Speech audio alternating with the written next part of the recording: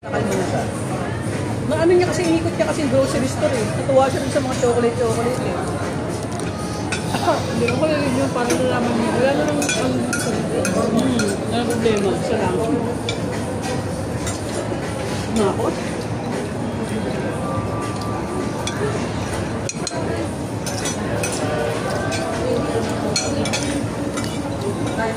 Dito kinain.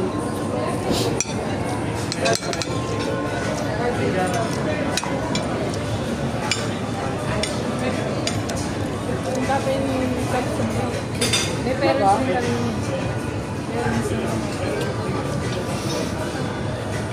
Good. Delicious. Delicious mesa.